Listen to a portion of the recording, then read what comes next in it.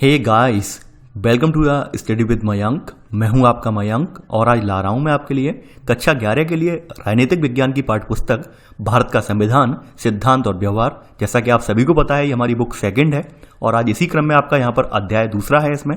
और यहाँ पर हम भारतीय संविधान में अधिकार के बारे में हम जानेंगे। तो चलिए स्टार्ट करते हैं आज का वीडियो। देखते हैं मैं क्या क्या डिस्कस करना है। यहाँ पर बात कर लेते हैं हम आज के चैप्टर की। देखिए, आज का चैप्टर कोई नया नहीं है। अगर हम क्लास 6 से देखें, जो हमने क्लास 6 से पॉलिटी पढ़ी है, यानी कि हमने क्लास 6 से जो राजनीतिक विज्ञान पढ़ी है, तो वहां पर हमारे लगभग सभी चैप्टरों, सभी क्लासेस में इसके बारे में जिक्र हुआ है और लगभग आपने हर जगह इसके बारे में पढ़ा भी है। दूसरी बात यह है कि आप जो जितना डीपली चाह रहे हैं कि सर ये मौलिक अधिकारों के बारे में या फिर नीति नियंत्रण तत्वों के बारे में यहाँ पे डीपली होगा, डीपली यहाँ पर भी नहीं है। यानी आप सोच रहे हैं क्लास 11th में है तो शायद डीपली होगा, डीपली नहीं है। यहाँ पर वही कहानियां जो आपको क्लास 8th 9th में आप पढ़ी थी, तो वही कहानियां यहाँ पर जिक्र किया गया है। डेप्थ में नहीं है। डेप्थ में आपको पढ़ना है तो आपके लिए मैंने ऑलरेडी स्टैंडर्ड बुक कवर कर दी है लक्ष्मीकांत की, तो वहां पर आप पढ़ सकते हैं। यहाँ पर यह है कि अगर आपको अपनी बेसिक समझ क्लियर करनी है, यानी कि आपको बेसिक अपना एक क्लियर करना है, तो उसके लिए आप पढ़ सकते हैं। अब देखिए, यहाँ पर अधिकारों का महत्व क्या है, इसके संदर्भ में यहाँ पे कहानी से स्टार्टिंग हो रही है।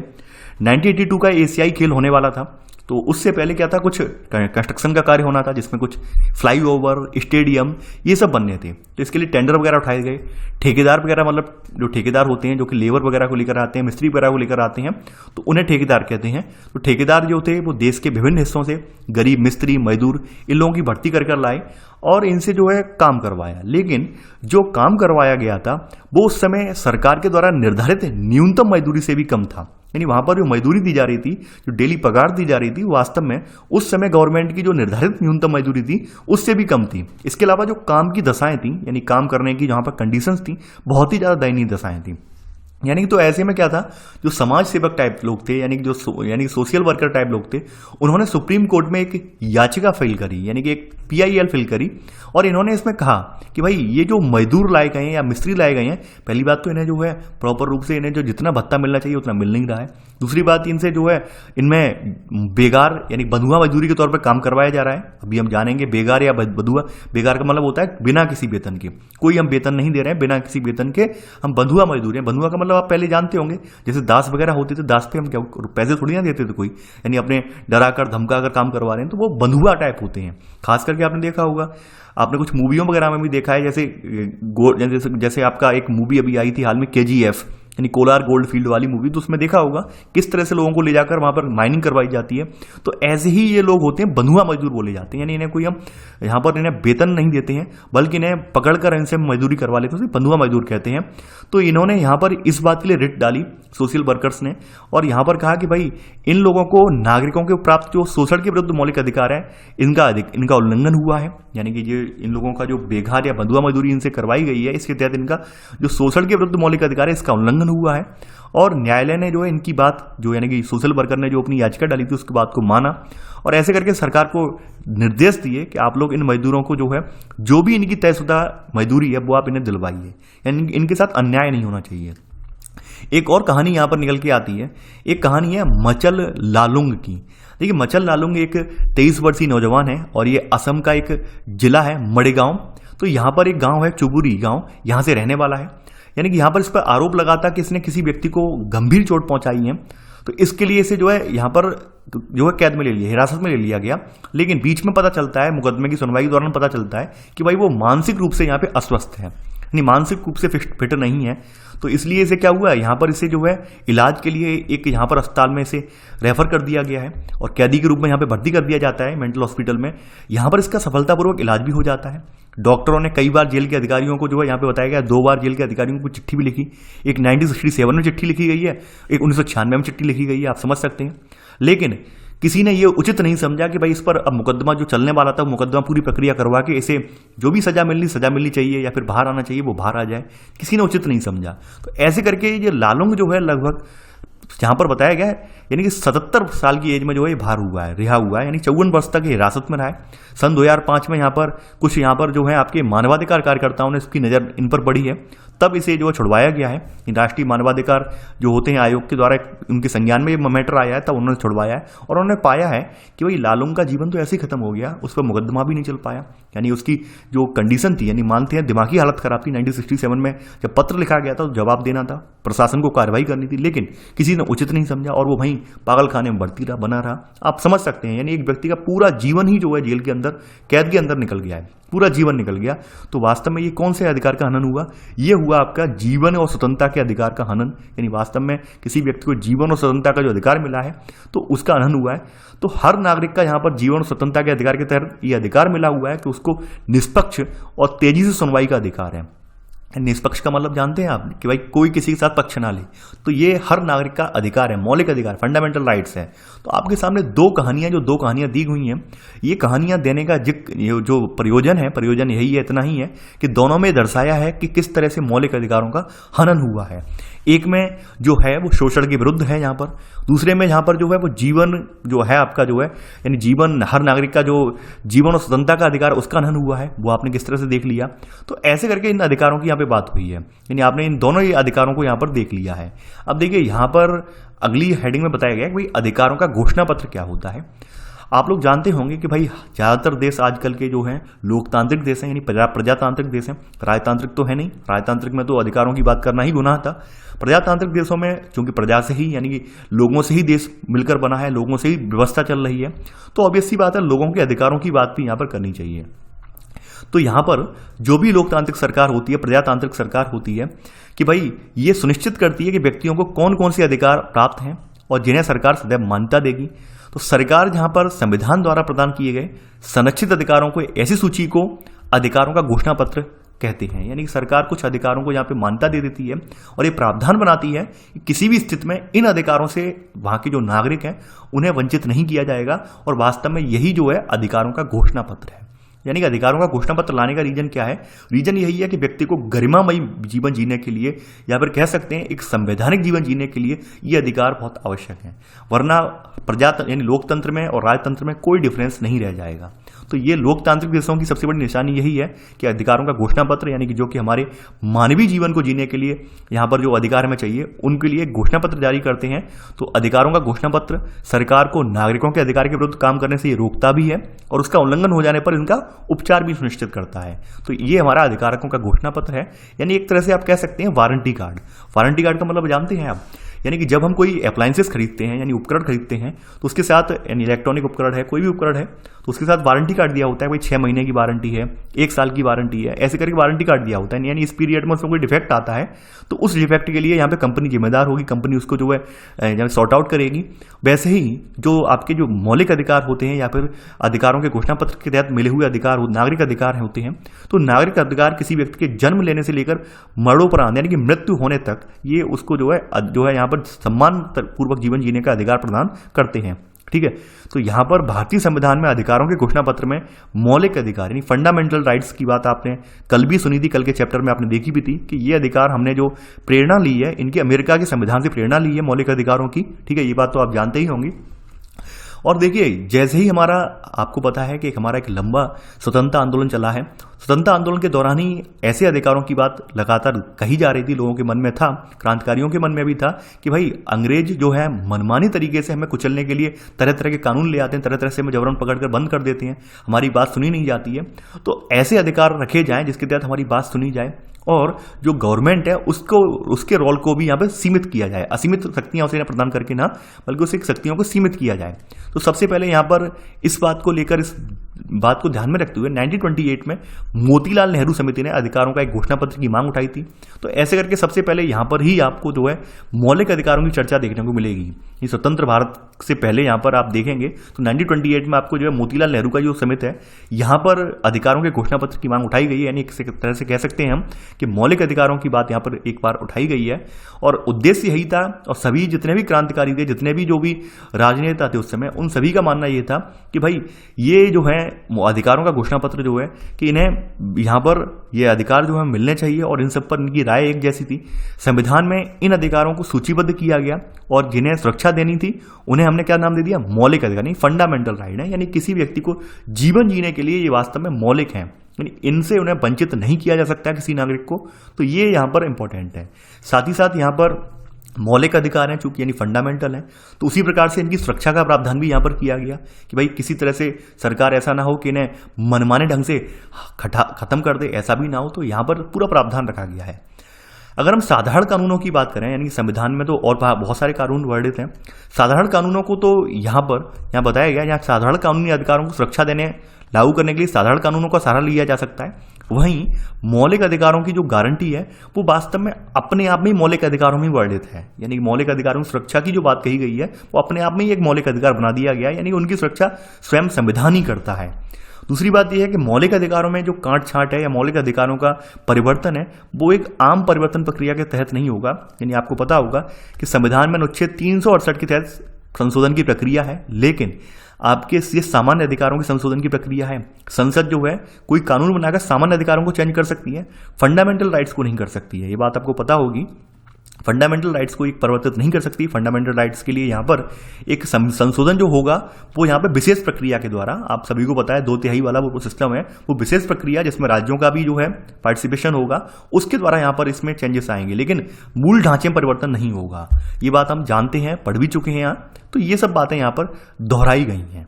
ठीक है, अब देखिए यहाँ पर बताया गया है कि भाई यहाँ पर जो आपकी सरकार है, यानी मान लीजिए सरकार कोई ऐसा कार्य कर रही है जिससे आपके मौलिक अधिकारों का हनन हो रहा है, तो वहां पर ये कौन देखेगा कि भाई मौलिक अधिकारों का हनन सरकार कर रही है तो सरकार पर रोक लगाई जाए, तो वहां पर उस समय उत्तरदायित्व आ जाता है न्यायपालिका के पास।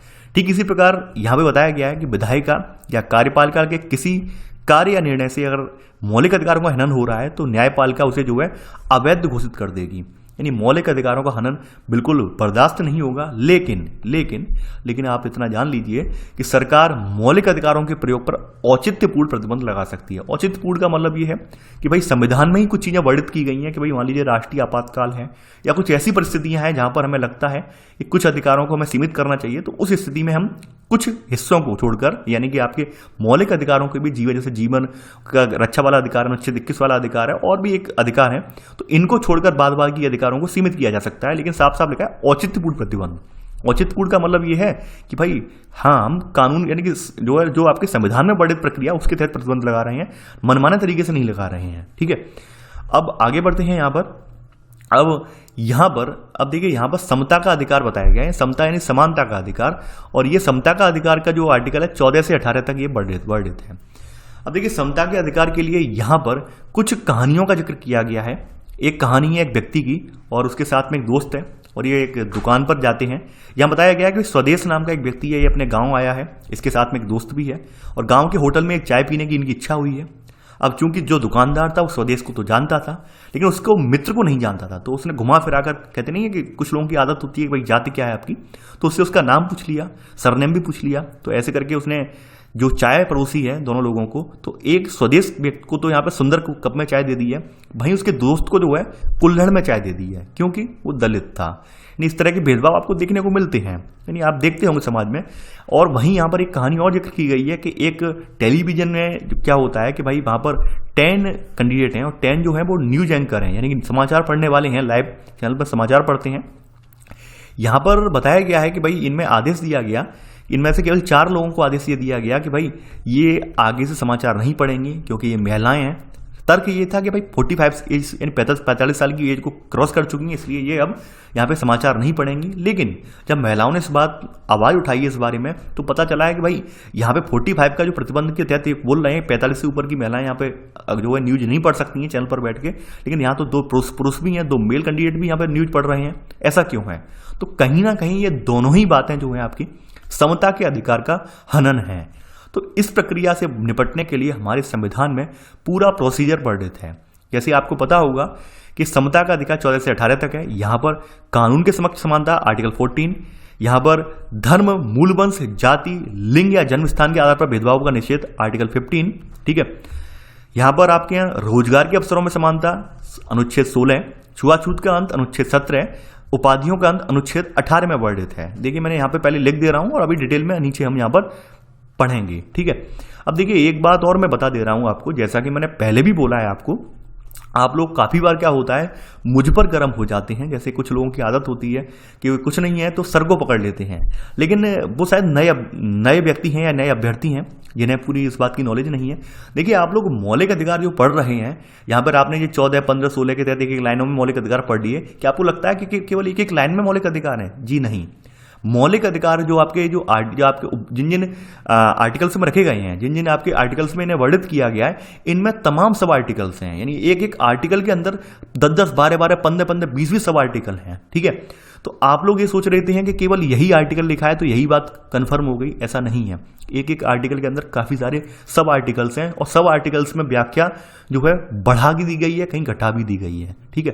खास करके इस बात को लेकर काफी बार जो है संविधान के निर्माताओं पर भी प्रश्न चिन्ह लग जाता है। और मैं दिखा देता हूं, एक व्यक्ति है यहाँ पर, इन्होंने इस बात को लेकर प्रश्न उठाया है संविधान पर। भाई ये व्यक्ति हैं आपके सोमनाथ लाहिड़ी जी, और सोमनाथ लाहिड़ी ने इसी संदर्भ में प्रश्न उठाया है जो कि मैं आपके सामने पहले ही क्लियर कर दे रहा हूं। इन्होंने कहा गया कि भाई मौलिक अधिकारों को ये संविधान सभा के वाद विवाद के समय में थे ये, ठीक है। तो यहां पर इन्होंने कहा है कि भाई आप देखेंगे कि यहां पर अधिकार तो हमने कह दिया है मौलिक अधिकार है, यहां पर मौलिक अधिकार इनका हनन नहीं होना चाहिए, लेकिन यहां पर आप देखेंगे प्रत्येक अनुच्छेद के बाद एक उपबंध है जो अधिकारों को पूरी तरह से वापस ले लेता है। यानी सबसे इंपॉर्टेंट बात ये होती है, जो काफी बार आप लोग कहते हैं सरकार ये कर रही, सरकार वो कर रही है। सरकार जो करती है संविधान के अकॉर्डिंग करती है, ठीक है। अब चूंकि संविधान में ही जो आपके अनुच्छेद लिखा है, उस अनुच्छेद के अंदर हमने बोला ना कि एक एक अनुच्छेद के अंदर 10-10, 15-15, 20-20 उपबंध लिखे हुए हैं, और उन उपबंधों की भाषा भी जो है आपने पढ़ी नहीं है अभी। अगर उन उपबंधों की भाषा आपको पढ़नी हो तो आप लॉ कर लीजिए, ठीक है, या फिर आपका कोई वकील मित्र वगैरह हो, उसकी किताबें आप उठा के देख लीजिए, समझ में आ जाएगा आपको। तो यहां पर वही बात है, इस वजह से आप देखते हैं कि सरकार जो प्रतिबंध लगाती है, सरकार जो तमाम तरह से जो मौलिक अधिकारों का, आप कहते हैं मौलिक अधिकारों का हनन हो रहा है या मौलिक अधिकारों का सरकार दुरुपयोग कर रही है, वो दुरुपयोग नहीं कर रही है वास्तव में, क्योंकि पहले से ही वहां पर उसमें लूप होल दे दिया गया है। यानी कि ये सोमनाथ लाहिड़ी ने भी यहाँ पर आरोप लगाया था कि भाई आपने यहाँ पर एक तरफ तो कह रहे हैं मौलिक अधिकार है, दूसरी तरफ उन्हें सीमित करने के लिए आप उपबंधी भी रखती हैं, फिर मौलिक अधिकार कैसे रह गए हैं? तो वास्तव में हकीकत है, इसके हम मुकर नहीं सकते हैं। और ये बात खुद एनसीईआरटी भी मान रहा है कि हाँ ये बात सही है। देखिए इस तरह के काफी सारे हैं। देखिए मैं कभी कभी ये लाइनें बोलता हूं तो कुछ लोगों को बहुत बुरा लग जाता है, कहते हैं सर आप संविधान में बुराई ढूंढ, बुराई मैं नहीं ढूंढ रहा हूं, जो हकीकत है हकीकत वही है। और इन सब चीजों का फायदा वर्तमान में सरकारें वो सब उठा रही हैं। यानी ये आप देख रहे हैं कि आप देखते हैं हमारे मौलिक अधिकारों को हनन हो रहा है। मौलिक अधिकारों को बात कम जब करते हैं, सरकार जो है ना दबा देती है। दबा क्यों देती है? दबा इसलिए देती है कि भाई एक अनुच्छेद के अंदर उपबंध भी लगा हुआ है और जो कि अधिकारों को सीमित करने का प्रावधान भी बता रहा है वहां पर, इस वजह से सरकार इन्हें दबा देती है। तो ये सब चीजें आपको आपके माइंड में क्लियर होनी चाहिए। और आई होप जब आप पढ़ें तो मेरा मानना यही है कि अब देखिए स्टैंडर्ड बुक तो आप पढ़ चुके हैं, अगर नहीं पढ़ा है तो आप पढ़ लीजिए स्टैंडर्ड बुक लक्ष्मीकांत वाली। और मेरा मानना यह है कि आप एक ब्रॉड लेवल में सोचें, केवल और केवल आप एक नैरो थिंकर ना बने कि केवल और केवल हम जो लिखा है वो लिखा ही सही है। नहीं, थोड़ा ब्रॉड लेवल में जाइए, आपको पता चलेगा कहाँ कमी है, कहाँ अच्छाई है, ये सब पता चल जाएगा, ठीक है। तो मैं ये नहीं कह रहा हूं, देखिए मेरा जो रोल है, मैं टीचर का रोल है। आप लोग काफी बार क्या होता है संविधान प्रेमी नाराज हो जाते हैं मुझसे, नाराज होना नहीं है। यहाँ पर एक समालोचक की दृष्टि से देखिए, आलोचक मत बनिए, समालोचक बनिए। अच्छाई है तो अच्छाई बताइए और बुराई है तो बुराई बताइए, ठीक है। यानी ये आलोचक और समालोचक में फर्क होता है। तो मैं समालोचना में विश्वास करता हूं, ना कि आलोचना में, ठीक है। तो यहाँ पर हमारे संविधान का भी मतलब जो मौलिक अधिकार है, मौलिक अधिकारों के बारे में जो यहाँ पर लाहिड़ी जी का जो कथन है वो बिल्कुल सही है, ठीक है। अब देखिए यहाँ पर समता के अधिकार में आपका जो पहला अधिकार है, एक तो विधि के समक्ष समानता है, यानी कानून के समक्ष किसी के साथ भेदभाव नहीं किया जाएगा। कोई किसी के साथ धर्म के आधार पर, जात के आधार पर, लिंग के आधार पर किसी के साथ मतलब भेदभाव नहीं हुआ। कानून सबके लिए समान है, चाहे यहाँ पर किसी लेवल का व्यक्ति हो, ऊंचा हो, नीचा हो, गरीब हो, अमीर हो, सबके लिए कानून समान है, ठीक है। दूसरी बात यह है, ये आर्टिकल 14 कह रहा है। आर्टिकल 15 वाला जो कथन है, यानी आपने अभी देखा कि किस तरह से चाय के प्याले के साथ भेदभाव हुआ, तो वो वही है। यानी यहां पर आप देखेंगे इस सार्वजनिक स्थलों में दुकान, होटल, मनोरंजन स्थल, कुआं, स्नान घाट, पूजा स्थलों में समानता के आधार पर प्रवेश देता है, ठीक है। और ये हमारे समाज के लिए बहुत महत्वपूर्ण भी है। यानी इन सबको देखते हुए, यानी आप देखेंगे आर्टिकल 15 में यही बताया गया है कि किसी व्यक्ति से अपने धर्म, मूल वंश, जाति या जन्म स्थान के आधार पर भेदभाव नहीं होगा। ये साफ साफ वर्णित है हमारे आर्टिकल 15 में, और ये बात आपने देख भी ली है यहाँ पर। वहीं आपने एक चीज और देखी यहाँ पर आपने छुआछूत प्रथा यानी अनटचेबिलिटी आपने देखी, आर्टिकल 17 में हमारे यहाँ वर्णित है। यानी आप आपके यहाँ सदियों से प्रथा जो रही थी, आपके यहाँ निचली जातियाँ होती थी उनके साथ छुआछूत वाला प्रतिबंध था, यानी आपने पढ़ा भी है, मैंने इतिहास में पढ़ाया भी है।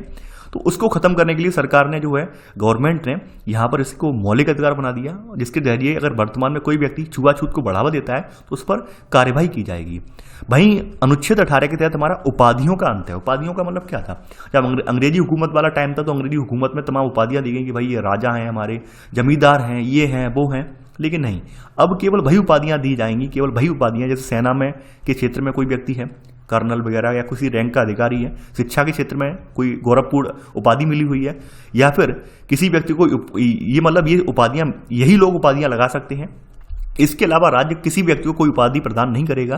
यानी कि यहाँ पे साफ साफ है, केवल 2 ही क्षेत्र में उपाधियां दी जाएंगी, सेना के क्षेत्र में और शिक्षा के क्षेत्र में। किसी और क्षेत्र में उपाधियां नहीं दी जाएंगी। यानी जो लगा होता है कि भाई डॉक्टर वगैरह ये सब चीजें, ये उपाधि तभी लगती है जब आपने उस क्षेत्र से बिलोंग करते हैं, ठीक है, ऐसे नहीं लगेगी ये। यानी वैसे तो आप समान रूप से नागरिक ही हैं देश के, आपसे कोई भेदभाव नहीं किया जाएगा इस आधार पर कि आप भाई अच्छे पोस्ट पर रहे हैं या आपके ऊपर कोई उपाधि लगी है, ये इस आधार पर आप किसी के साथ जो है भेदभाव नहीं करेंगे, ये यहाँ पर बताया गया है, ठीक है।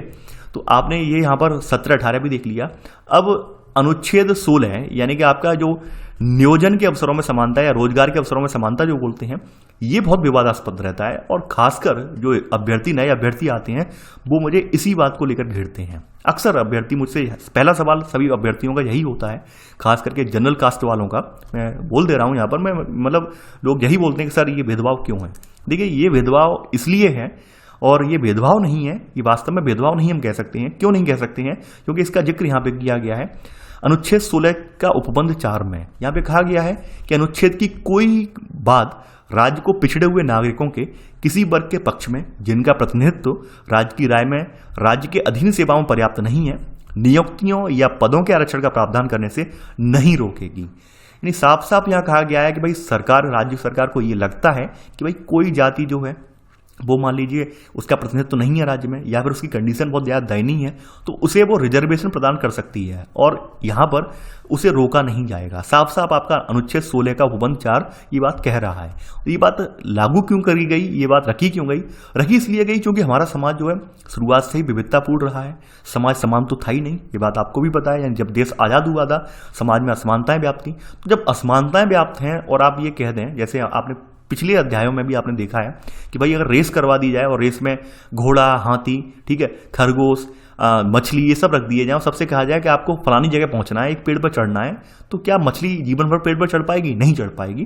तो वैसा ही हमारा यहाँ पर समाज भी है। समाज में भी आप देखेंगे तरह तरह के लोग हैं, तरह तरह के ऐसे भी लोग हैं जिनके साथ सदियों से भेदभाव हुआ है, और सबके लिए ओपन भर्ती रख दी जाए कि भाई आप आइए, इस एग्जाम को क्रैक कर लीजिए। अब जिन लोगों ने सदियों से शिक्षा ही ग्रहण न की हो, तो क्या वो व्यक्ति यहाँ पर एग्जाम क्रैक कर पाएंगे? नहीं। तो ऐसे में वहां पर उन लोगों के लिए कुछ यहाँ पर विशेष प्रावधानों का जिक्र इसी आर्टिकल में, सब आर्टिकल्स में किया गया है। यानी अवसर की समानता का अर्थ है कि समाज के सभी वर्गों को समान अवसर मिले। लेकिन जब समाज में अनेक सामाजिक विषमताएं व्याप्त हों तो वहां समान अवसरों का फिर क्या मतलब हो सकता है? यहाँ प्रश्न पूछा गया। प्रश्न इसलिए पूछा गया है कि भाई जब अगर समाज हमारा असमानतापूर्ण हो तो ऐसे में हमें जरूरी ये हो जाता है कि भाई जिन्हें जरूरत हो, यानी जो वास्तव में से हकदार हैं, उन्हें विशेष योजनाओं वगैरह या फिर उन्हें जो है पिछड़ापन दूर करने के लिए कुछ विशेष प्रावधान किए जाएं। तो यहाँ पर इसी के तहत अनुच्छेद 16 का उपबंध 4 के तहत ही यहाँ पर रिजर्वेशन जैसे प्रावधान रखे गए हैं। तो रिजर्वेशन जैसे प्रावधान को यहाँ पे बताया गया है कि नीति को यहाँ पे बताया कि वास्तव में संविधान का अनुच्छेद 16(4) साफ साफ कहता है कि आरक्षण जैसी नीति को समानता के आधार पर उल्लंघन के रूप में नहीं देखा जा सकता है। यानी यहाँ मैं नहीं बोल रहा हूँ, ये आपका कॉन्स्टिट्यूशन खुद कह रहा है कि भाई ये अनुच्छेद 16(4) के तहत जो रिजर्वेशन मिला हुआ है वो वास्तव में जो अवसरों की समानता है इसका उल्लंघन नहीं है। क्यों नहीं है उन्होंने उसका तर्क भी दे दिया। तर्क आपके सामने ये रहा। तो आई होप आपके माइंड में क्लियर हो गया होगा और अभ्यर्थी मुझे कमेंट नहीं करेंगे। ये बात मैं आपको पहले भी बता चुका हूं, लेकिन कुछ क्या होता है, कुछ लोग पढ़ने से पहले केवल मौलिक अधिकारों का चैप्टर आ गया कमेंट पहले कर देते हैं। कमेंट पहले मत कीजिए, पहले पूरी बात पढ़िए। तो कहीं ना कहीं यहाँ पर आपके सामने वैलिड रीजन भी रखा है संविधान ने, ठीक है, कि हमने क्यों ऐसी व्यवस्था रखी है, क्या रीजन है। तो रीजन भी आपके सामने रखा है और हम सबको इसको एक्सेप्ट भी करना चाहिए, स्वीकार भी करना चाहिए, क्योंकि वास्तव में हमारा समाज जो समान नहीं है, समाज में विभिन्न असमानताएं व्याप्त हैं। ऐसे ही यहाँ पर एक कहानी और देखने को मिलती है। एक कहानी है यहाँ पर उड़ीसा की है, पुरी जिले की है। यहाँ पे दलित समुदाय का एक व्यक्ति है, हादी बंधु, ठीक है। तो यहाँ पर इन्होंने एक चिट्ठी लिखी है। यहाँ पर इसमें कहा गया है कि भाई इसमें यहाँ पर प्रथा होती है इनके यहाँ पर कि भाई जो ऊंची जातियां होती हैं इनके यहाँ अगर कोई विवाह उत्सव होता है तो वहाँ विवाह उत्सव के दौरान दूल्हे के और उनके जो मेहमान हैं उन सभी के पैर धोए जाते हैं। तो भाई इस व्यक्ति ने कहा है कि भाई मैं पैर नहीं धोऊंगा क्योंकि हम शिक्षित व्यक्ति हैं और वे उच्च जातियों के पुरुषों के पैर धोने, विवाह में भोज के बाद झूठन हटाने, बर्तन मांजने के परंपरागत काम करने को तैयार नहीं है। तो इस बाबत क्या होता है, कुछ लोग इतने ज्यादा उग्र हो जाते हैं उस समुदाय की कुछ महिलाओं को पीट देते हैं और निर्वस्त्र करके घुमा भी देते हैं। तो कहीं ना कहीं ये अधिकार का हनन तो है ही है, यानी किसी ना किसी की जो स्वतंत्रता का अधिकार है उसका हनन है। वास्तव में कोई व्यक्ति स्वतंत्र है, आप उसकी मर्जी के खिलाफ काम नहीं करवा सकते हैं, ठीक है। तो वो हमारे आर्टिकल 19 से लेकर 22 में ही वर्णित किया गया है, यानी स्वतंत्रता का अधिकार आपका 19 से 22 में रखा गया है, ठीक है। व्यक्तिगत स्वतंत्रता का अधिकार आर्टिकल 19 में रखा गया है। इसमें 6 प्रकार की स्वतंत्रताओं का जिक्र किया गया है। पहली है भाषण और अभिव्यक्ति की स्वतंत्रता, शांतिपूर्ण ढंग से जमा होने की या सभा करने की स्वतंत्रता, संगठित होने की स्वतंत्रता, कहीं भी अबाध रूप से जो भ्रमण करने की स्वतंत्रता, किसी भी हिस्से में रहने बसने की स्वतंत्रता और या फिर कोई वृत्तिक कार्य अपनाने या चुनने की स्वतंत्रता। यानी कि वास्तव में जो व्यक्ति पर फोर्स किया जा रहा था कि आप आइए अपना पैतृक काम कीजिए, तो उस व्यक्ति का कौन सी स्वतंत्रता का हनन था, यानी कि उसकी ये वाली स्वतंत्रता का हनन था, ठीक है। यानी वो व्यक्ति स्वतंत्र है, वो क्यों करे अपना परंपरागत काम। भाई पढ़ लिख गया है तो वो चाह रहा है कि अच्छी नौकरी मिले हमें, हम अच्छी नौकरी में कहीं जाए, हम क्यों अपना परंपरागत काम अपनाएं। यानी हम किसी व्यक्ति को उसके जात के आधार पर जात के आधार पर उसको जो है प्रेशराइज नहीं कर सकते हैं कि आप यही काम अपनाइए। व्यक्ति स्वतंत्र है, यानी कोई भी पेशा चुनने के लिए स्वतंत्र है और ये स्वतंत्रता उसको यहाँ पर आपका आर्टिकल 19 का 6वां उपबंध जो है ये स्वतंत्रता प्रदान करता है, ठीक है। ये आपने यहाँ पर देख लिया, ठीक है। तो यहाँ पर उसी के बारे में यहाँ पर बताया गया है, ठीक है। स्वतंत्रता के अधिकार में यानी कि इसका मतलब यही है कि चिंतन, अभिव्यक्ति, कार्य करने की स्वतंत्रता। लेकिन ध्यान रखें, स्वतंत्रता का मतलब असीमित नहीं है, यानी कि ये मतलब बिल्कुल नहीं है कि हम जैसा चाहें वैसा करने लगें। मतलब ये है कि हम अपनी स्वतंत्रता का उपयोग ठीक उसी प्रकार से करें जिससे कि किसी और की स्वतंत्रता को यहाँ पर हानि ना पहुंचे, कोई और हमारे इर्द गिर्द व्यक्ति हो उसकी स्वतंत्रता को हानि ना पहुंचे, इस प्रकार स्वतंत्रता का हम अपना लुत्फ उठाएं। दूसरी बात यह है कि स्वतंत्रता का जो अर्थ है वो संवैधानिक दायरे में रहकर, कानून के दायरे में रहकर हमें अपना पूरा स्वतंत्रता माननी है। ऐसा नहीं है असीमित रूप से आप जाएं पार्क में जाएं तोड़फोड़ करें, ये स्वतंत्रता नहीं है, ठीक है। कानून के दायरे में रहकर नीतिगत स्वतंत्रता आपको मिली हुई है, ना कि आप मनमर्जी से ट्रेन में तोड़फोड़ कर रहे हैं, सीट फाड़ रहे हैं, ये स्वतंत्रता नहीं है, ठीक है। तो यहाँ पर यही सब बातें यहाँ पर बताई गई हैं। आगे बढ़ते हैं। अब देखिए यहाँ पर अगली हेडिंग है जीवन और व्यक्तिगत स्वतंत्रता का अधिकार। जीवन और व्यक्तिगत स्वतंत्रता का अधिकार अनुच्छेद 21 में आ जाता है, आर्टिकल 21 में आ जाता है। 20 अभी स्किप कर दिया है, 20 के बारे में भी हम बताएंगे। देखिए किताब में आगे पीछे पढ़ाया गया है तो मैं यहाँ पे बताता जा रहा हूँ आपके लिए। अगला वाला जो था आपका, ये मैं बता दे रहा हूँ, ये आर्टिकल 20 के तहत आता है, अपराधों के लिए दोष सिद्धि के संबंध में संरक्षण।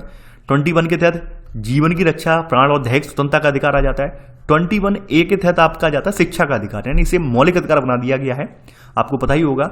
और 22 में आ जाता है अभियुक्तों और सजा पाए लोगों के अधिकार, यानी ऐसे लोग हैं जो वास्तव में केवल किसी कारणवश गिरफ्तार कर लिए गए हैं, या फिर कुछ ऐसे भी लोग हैं जिनको सजा मिल चुकी है, तो उनका क्या प्रावधान है। तो उसके लिए आर्टिकल 22 यहाँ पे बताया गया है कि भाई उन्हें किस तरह से अधिकार दिए जाएंगे, ठीक है।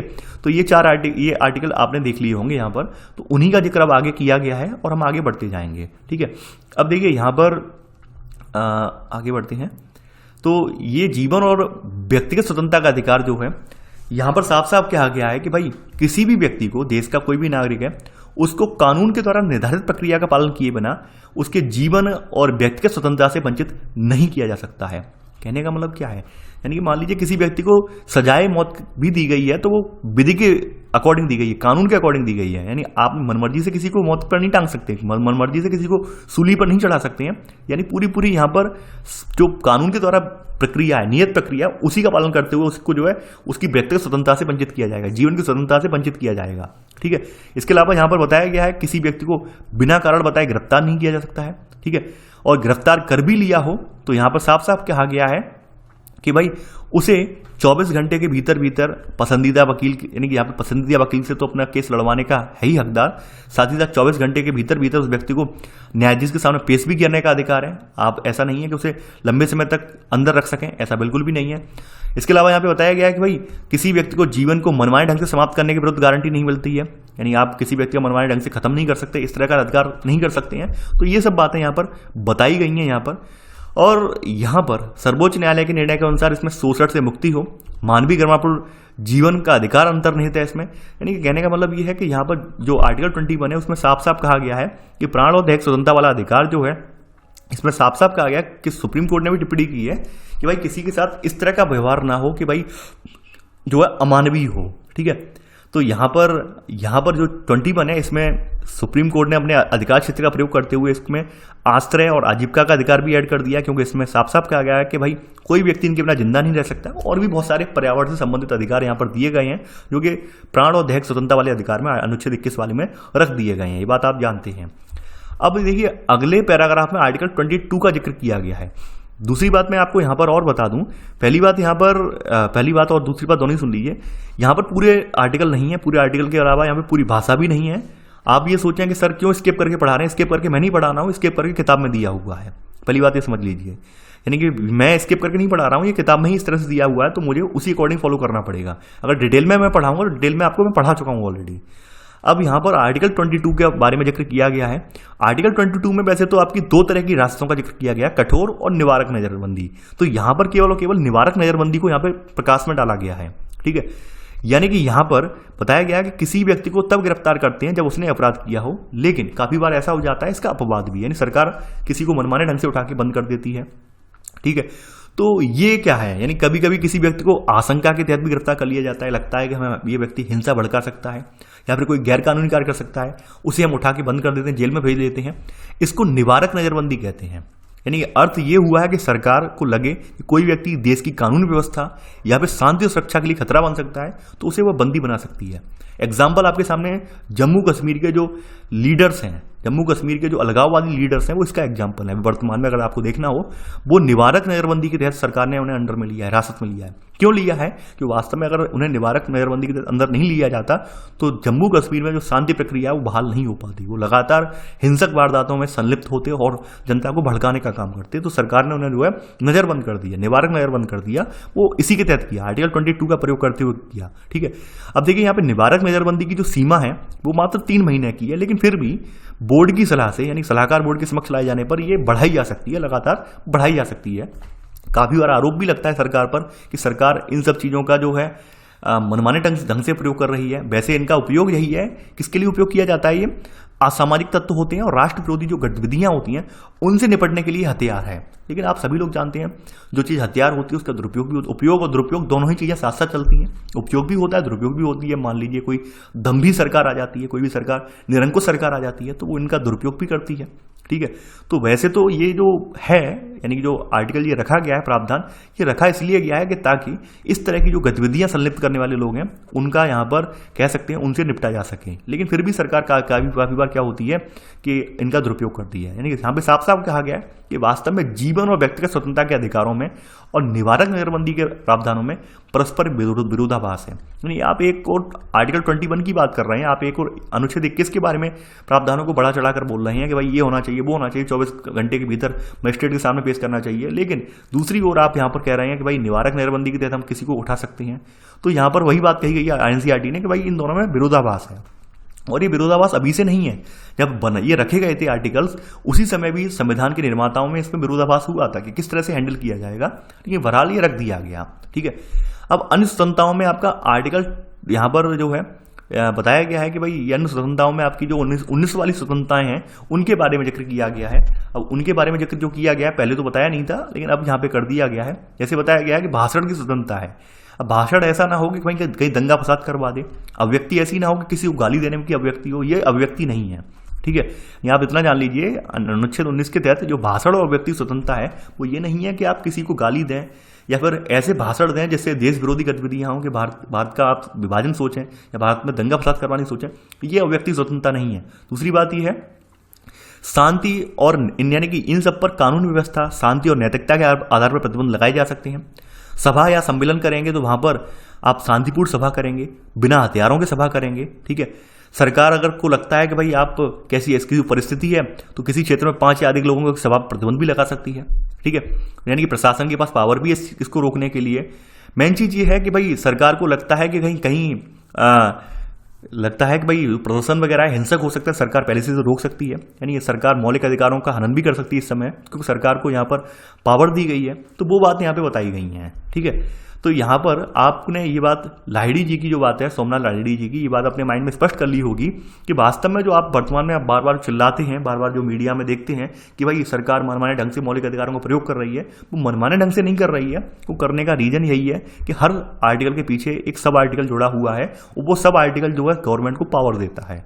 मेन रीजन ये निकल के आ जाता है, इतना आप जान लीजिए, ठीक है। तो यहाँ पर आपने ये अधिकार देख लिए। अब ये आपका आर्टिकल 20 वाला जो अधिकार है, ये अधिकार यहाँ पे बताए गए हैं, अनुच्छेद 20 वाले अधिकार, यानी आरोपी या अभियुक्त के अधिकार कौन कौन से हैं। यानी कि यहाँ पर बताया गया है कि भाई कौन कौन से अधिकार यहाँ पे मिलेंगे। पहली बात ये है कि सबसे इंपॉर्टेंट बात यह है कि जिस किसी पर आरोप लगता है, यानी कोई व्यक्ति अगर मान लीजिए दोषी है, जब तक न्यायालय किसी व्यक्ति को किसी अपराध का दोषी नहीं ठहराता तब तक उसे दोषी नहीं माना जा सकता है। पहली बात ये जान लीजिए। और दूसरी बात यह है कि भाई उस व्यक्ति को अपनी सफाई के लिए पूरा अवसर दिया जाता है, कोई भी दोषी व्यक्ति हो। साथ ही साथ यहाँ पर किसी व्यक्ति को एक अपराध के लिए एक बार से ज़्यादा सजा नहीं मिल सकती है। यानी मान लीजिए किसी व्यक्ति ने मर्डर किया है, मर्डर का मान लीजिए मर्डर में 14 साल का प्रावधान है, यानी कि कत्ल केस में 14 साल के लिए जेल है। अब 14 साल की सजा कोई व्यक्ति काट चुका है और अब फिर से उसकी केस की फाइल खुलवाएं, कहें फिर से इससे और सजा दी जाए, ऐसा नहीं हो सकता है। यानी जो आपकी यहाँ पे धारा लगी हुई है, उस धारा के तहत जितना सजा मिलनी चाहिए उतनी सजा मिलेगी यहाँ पर, ठीक है। इसके अलावा यहाँ पर यह बताया गया है कोई भी कानून किसी भी कार्य को पिछली तारीख से अपराध घोषित नहीं कर सकता है। कहने का मतलब क्या है, मान लीजिए कोई कानून, सपोज दैट सन 2020 में कोई कानून बनकर तैयार हुआ, अब अपराध जो कोई हुआ है वो हुआ है सन 2007 में, अब 2007 वाले अपराध पर सन 2020 वाला कानून नहीं लगेगा। ये प्रक्रिया यहाँ पे अगर डिटेल में आप पढ़ेंगे इसके बारे में, तो ये आपराधिक कार्यों पर है, आपराधिक जो घटनाएं उन पर है ये, ठीक है। आपराधिक घटनाओं पर ये लागू नहीं होता है, जो दीवानी वगैरह वाले मामले होते हैं या फिर वित्तीय मामले होते हैं उन पर लागू होता है, ठीक है। यानी वित्तीय मामलों वाले में मान लीजिए कोई 2020 में कानून बना दिया और 2007 का कोई हमें वित्तीय मामला मिल जाता है तो हम उस पर कानूनी कार्रवाई कर सकते हैं, लेकिन आपराधिक मामलों में नहीं कर सकते। आपराधिक मामलों में क्या है, अगर 2020 के बाद में ही ये लागू होगा, ठीक है, इससे पहले लागू नहीं होगा, साफ समझ लीजिए। दूसरी बात यह, किसी व्यक्ति को स्वयं अपने विरुद्ध साक्ष्य देने के लिए नहीं कहा जा सकेगा कि भाई कोई व्यक्ति अपने विरुद्ध साक्ष्य दिए अपने आप को दोषी ठहराए, ऐसा बिल्कुल नहीं कह सकते, बाध्य नहीं कर सकते हैं हम। तो ये कुछ अनुच्छेद 20 में प्रावधान रखे गए हैं इनके तहत, ठीक है, जो कि आपने यहाँ पर देख ली है। अब आगे बढ़ते हैं। आगे बढ़ने पर हम अगला अधिकार जो है आर्टिकल 23 से लेकर 23-24 के बीच है, ये है शोषण के विरुद्ध अधिकार। ऊपर हम देख लेते हैं शोषण के विरुद्ध अधिकार में, यहां पर हम पहुंच गए हैं। ये है शोषण के विरुद्ध अधिकार, यानी अनुच्छेद 23 में, अनुच्छेद 23 और ये अनुच्छेद 24, यानी मानव के दुर्व्यापार, बंधुआ मजदूरी पर रोक और जोखिम वाले कामों में बच्चों की मजदूरी कराने पर रोक, ये आपके शोषण के विरुद्ध अधिकार हैं आपके, ठीक है। तो इन्हें हम यहां पर देखेंगे। जैसे आप सभी को पता है, पहले के समय में आपको पता होगा, अंग्रेजों के टाइम में भी यही हुआ, चाहे वो जो आपका गिरमिट अनुबंध बनाया हो, कुछ भी बनाया हो, शोषण बहुत जबरदस्त तरीके से हुआ, बंधुआ मजदूरी बहुत जबरदस्त तरीके से हुई। और उससे भी पहले चले जाओ तो जब हमारे यहाँ देश में राजशाही आती तो वहाँ पे दास प्रथा भी चल रही थी, ये बात हम सभी जानते हैं। तो यहाँ पर आप सभी को पता है आपके यहाँ कि आपके यहाँ एक ऐसा तबका भी रहता है जिसमें गरीब लोग हैं, दलित, शोषित और वंचित लोग भी हैं, तो उनका शोषण हो सकता है। इन लोगों के साथ बेगार में या बंधुआ मजदूरी के रूप में भी इनसे काम करवाया जा सकता है। आप देख सकते हैं यहाँ पर कि एक शोषण में यहाँ पे आप देखेंगे लोगों को दास के रूप में खरीदा बेचा जाता था पहले हमारे यहाँ। तो संविधान निर्माताओं ने इन सबको क्या है, प्रतिबंध लगा दिया है, संवैधानिक प्रतिबंध लगा दिया है कि भाई कोई व्यक्ति, जैसे पुराने समय में क्या होता था, जमींदार वगैरह होते थे, लोगों को पकड़कर, यानी कोई व्यक्ति मान लीजिए उनका कर्ज नहीं चुका पाया तो पकड़ के जबरन पकड़ लिया, उसके बच्चे को उठा लाए, काम करेगा हमारे खेत में। अब वो बेचारे का काम करने लायक है या नहीं है, वो काम करना पड़ रहा है उसे। इस तरह के कृत्य कोई नहीं करवा सकता है, यानी आपके संविधान में साफ साफ कर दिया गया है डिफाइन कि इस तरह की बंधुआ मजदूरी कोई नहीं करवा सकता है, बिना धन के कोई मजदूरी नहीं करवा सकता है, बिना वेतन के कोई मजदूरी नहीं करवा सकता है, ठीक है। ये साफ साफ, जैसे ये आप अभी वर्तमान में भट्टे वगैरह के जो मजदूर होते हैं वहां पर देखने को मिल जाता है, लेकिन फिर भी सामाजिक कार्यकर्ता सक्रिय हैं तो हो नहीं पाता है। लेकिन हाँ, आज भी आप देखेंगे देश के कई जगहों पर बंधुआ मजदूरी के तौर पर लोगों से वादे कर लिए जाते हैं और लोगों को लाकर ऐसी जगह पटक दिया जाता है जहां से उनसे जबरन काम करवाया जाता है, उन्हें कोई वेतन नहीं दिया जाता है। तो बहरहाल इस पर जो है संवैधानिक रूप से कानूनी कार्रवाई का प्रावधान है, ठीक है। अब जिन लोगों को अपने अधिकारों का पता नहीं है तो उनके लिए दिक्कत है ही है, लेकिन यहाँ पर सामाजिक कार्यकर्ता भी सक्रिय हैं तो यहाँ पर ये घटनाएं कहीं ना कहीं इन पर अंकुश लग रहा है। अगला प्रावधान जो है आर्टिकल 24 के तहत है, इसमें 14 साल से कम उम्र के बच्चों को जोखिम भरे किसी कारखाने में नियोजित नहीं किया जाएगा, यानी कि इनसे काम नहीं करवाया जाएगा। ये बात आपको पता होगी। तो ये आर्टिकल 24 में बात कही गई है। आगे बढ़ते हैं।